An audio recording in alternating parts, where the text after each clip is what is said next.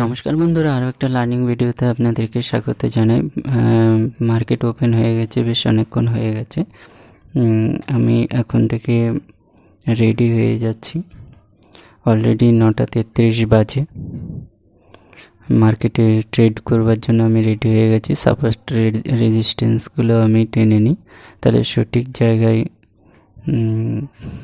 Entry যখন পাবো আমি এন্ট্রি করব।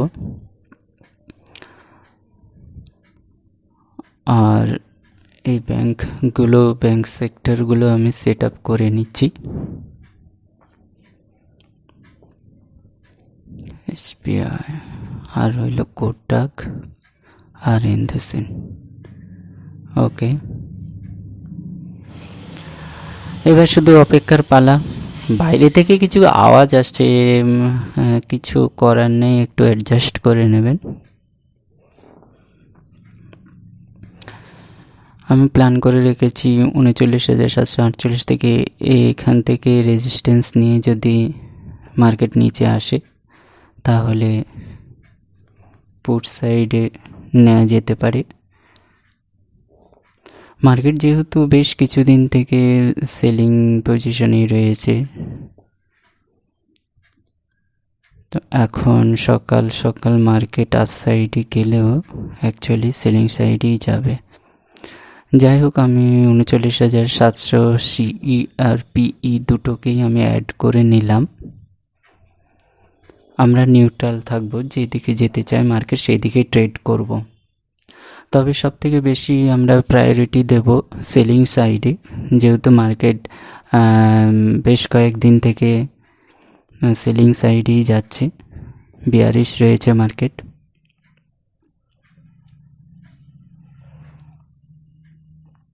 সি সাইড তো কিছুটা মুভ দিয়েছে, তবে আমি এখানে অপেক্ষা করব। মার্কেট তো সেলিং সাইডে আসতে শুরু করেছে, আর সিটা কাজ নেই। আমি পি স্ট্রাইক প্রাইসটাকে সেট করলাম। ওই দেখো গ্যাপ আপ হয়ে গেছে, বাইং করার জন্য রেডি হয়ে যায়। 326-27 টাকা মতো চলছে। এই তো মনে হয় যাচ্ছে। আরেকবার দেখে নিই ইন্ডেক্সটাকে। মুভিং এভারেজকে টাচ করে দিয়েছে। মুভিং এভারেজের নিচে একটা ক্যান্ডেল ক্লোজ করলে আমরা এন্ট্রি করব। ওহো, বাইরে থেকে আওয়াজ আসছে, কিছু মনে করবেন না প্লিজ। বাইরে থেকে আওয়াজটা আসছে, সব দিন থাকবে না। এই যে আমাদের এন্ট্রির জন্য লোভ দেখালে কি হবে, আবার আপার সাইডে চলে যাচ্ছে। তবে আমি একটা ডিসিশন নিয়েছি, মার্কেট তো সেলিং সাইডে আসতেই হবে।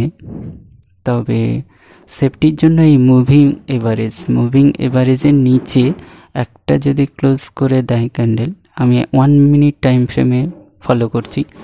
আমাদের হাতে টাইম খুবই কম আছে। আয় বাবা,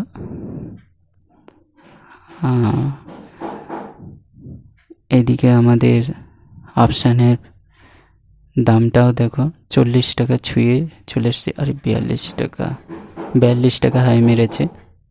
চেষ্টা করছে বেরোনোর দামটা, তবে স্ট্রাইক প্রাইস ও অপশানেও চলে এসছে। আমাদের মুভিং এভারেজকে ক্রস করে দিয়েছে।